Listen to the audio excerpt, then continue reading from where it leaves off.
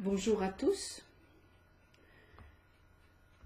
Ainsi parle l'Éternel Tsebaoth. Il arrivera encore qu'on verra affluer des peuples les habitants de nombreuses villes, et ces habitants iront les uns vers les autres, se disant « Allons, mettons-nous en route pour rendre hommage à l'Éternel, pour rechercher l'Éternel Tsebaoth. J'irai moi aussi. » Et ainsi de nombreux peuples et de puissantes nations viendront rechercher l'Éternel Tsebaoth à Jérusalem et rendre hommage à l'Éternel. Ainsi parle l'Éternel Tsebaoth, en ces jours-là, 10 hommes de toute langue, de toute nation, saisiront le pan de l'habit d'un seul individu, Yehudi, juif, en disant « Nous voulons aller avec vous, car nous avons entendu dire que Dieu est avec vous. » Ces paroles ont été prononcées il y a plus de 2000 ans, et me semble-t-il, nous les voyons se réaliser aujourd'hui. En effet, nous assistons à un vaste retour d'hommes et de femmes de toutes langues qui s'accrochent à l'enseignement direct de maître de la Torah. Comme il est dit, ils saisiront le pan de l'habit d'un seul individu, Yehudi, un juif, et leur témoignage est souvent celui-ci. En vous entendant, c'est comme les pièces d'un pulse qui se mettent en place. Dit autrement, c'est comme si, dispersées aux 4 vents, ces personnes retrouvaient leur place concomitante à une identité retrouvée. De fait, ces personnes se reconstruisent. Cela me fait penser au rassemblement des eaux que Ézéchiel a vu dans la vallée pleine d'ossements très anciens, où il avait été transporté. Je sais, le prophète a bien précisé qu'il s'agissait du peuple hébreu qui allait revivre, se rassembler et marcher vers sa terre.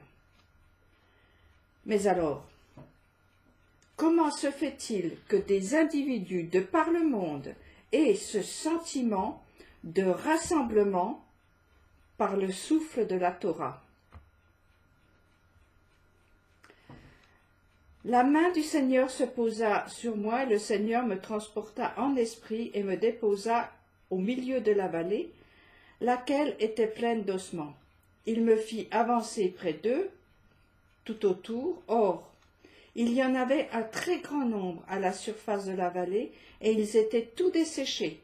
Il me dit, « Fils de l'homme, ces ossements peuvent-ils revivre ?»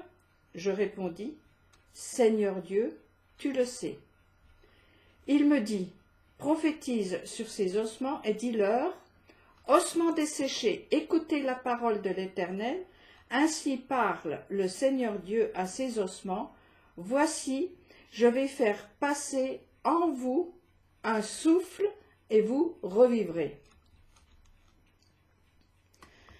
Est-ce possible que cela s'étende à nous, non-juifs? Le prophète n'en parle pas, tout au moins nos traductions ne le laissent pas entendre. Et pourtant, le Seigneur dit au prophète, « Ces ossements peuvent-ils revivre ?» Et Ézéchiel de lui répondre, « Seigneur Dieu, tu le sais. » Après vient la prophétie de Zacharie. En ces jours-là, 10 hommes de toute langue, de toute nation, saisiront le pan de l'habit d'un seul individu, Yehudi. En effet, nous constatons qu'aujourd'hui, Internet permet cela.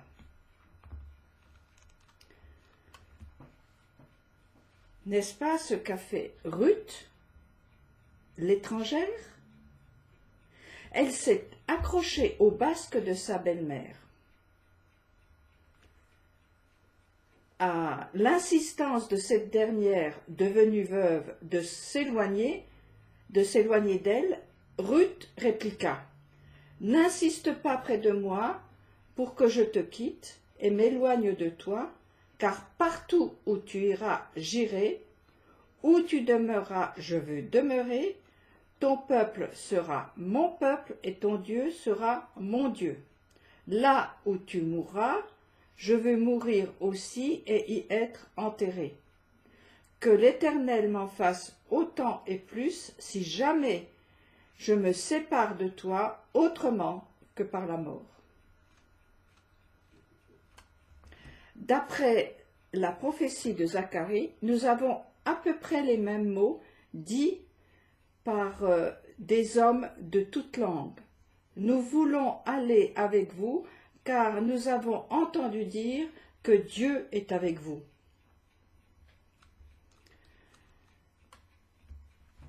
Du choix de Ruth d'entrer dans la maison d'une Juive, de s'imposer même, et de suivre tout ce que sa belle-mère dirait, de cet engagement naîtra David, celui avec qui une alliance éternelle a été conclue, tout comme a été conclue une alliance avec Abraham de former un peuple, bénédiction de toutes les familles de la terre. Toutes les familles de la terre. Alors, pourquoi faudrait-il s'étonner que le souffle d'Abraham, soufflant dans les vallées d'ossements desséchés, fasse revivre ces corps, même étrangers, à la manière de Ruth?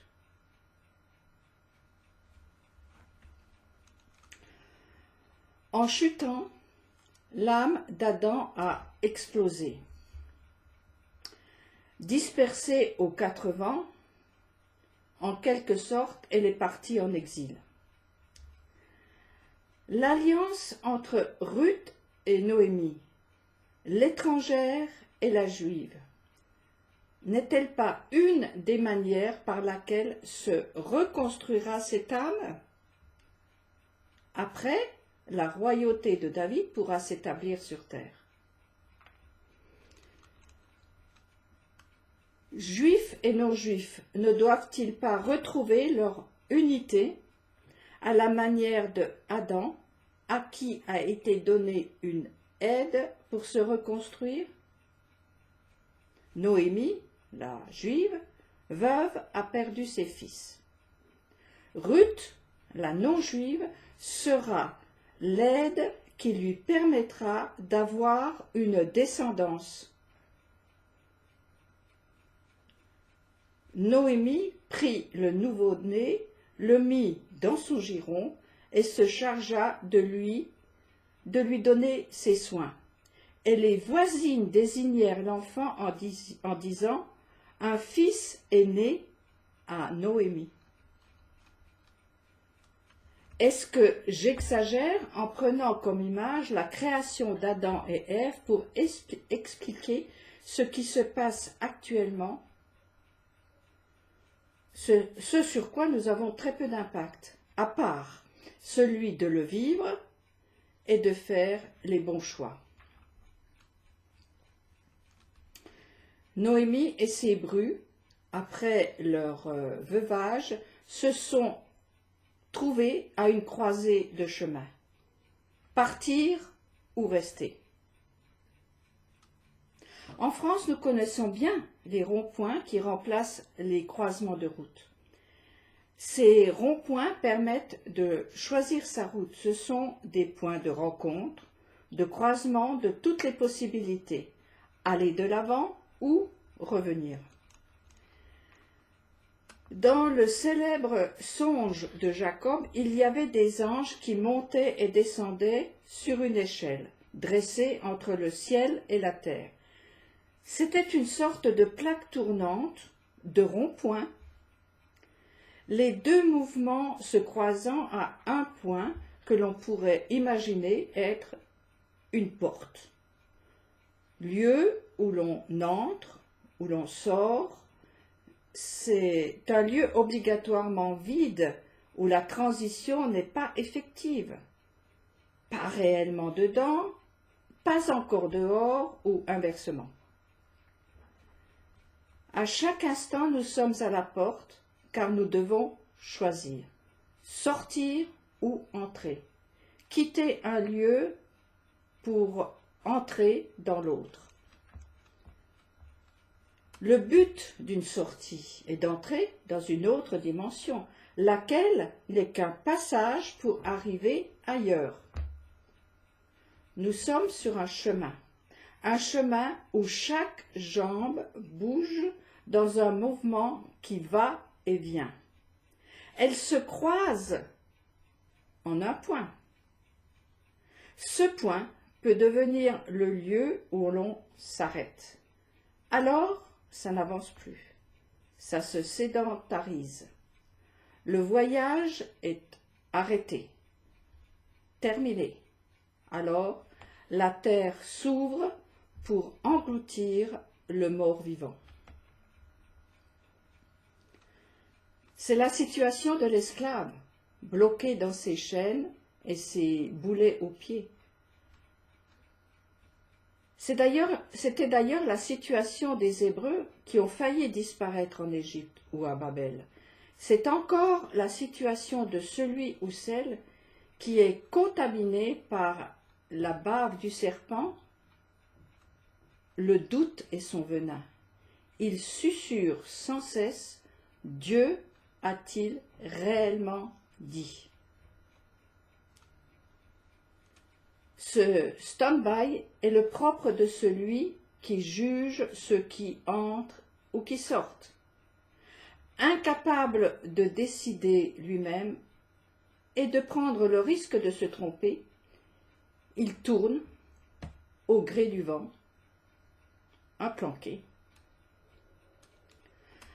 Sachons ce que Dieu a réellement dit et allons. Mettons-nous en route pour rechercher l'Éternel Tsebaoth qui a dit « J'irai moi aussi ». Cette phrase est celle que Moïse a dite aux esclaves hébreux. Le mot hébreu, ivri, dans la langue hébraïque, veut dire passeur. Aussi, en ces jours-là, 10 hommes de chaque langue, de toute nation, saisiront le pan de l'habit d'un seul individu, Yehudi, en disant « Nous voulons aller avec vous, car nous avons entendu dire que Dieu est avec vous. » Nous sommes à la croisée des chemins. Nous voulons aller avec vous où, comme Ruth, où tu iras, j'irai. Nous, ossements desséchés de par le monde, entendons ces mots. Fils de l'homme, ces ossements peuvent-ils revivre? Je répondis, Seigneur Dieu, tu le sais. Ne restons pas à la porte, c'est-à-dire entre la vie et la mort. Choisissons la vie comme l'a fait Ruth, en franchissant délibérément le seuil de la maison de Naomi, puis en allant glaner les enseignements dans les champs du propriétaire d'une nouvelle maison où Ruth et nous-mêmes entrerons à nouveau. La porte est un lieu de croisement et de rencontre. Elle a pour valeur numérique 4, comme les 4 lettres du tétragramme. Donc, c'est aussi un lieu de libération. Mais cela est un autre sujet. Bonne méditation, bonne semaine et à bientôt à tous.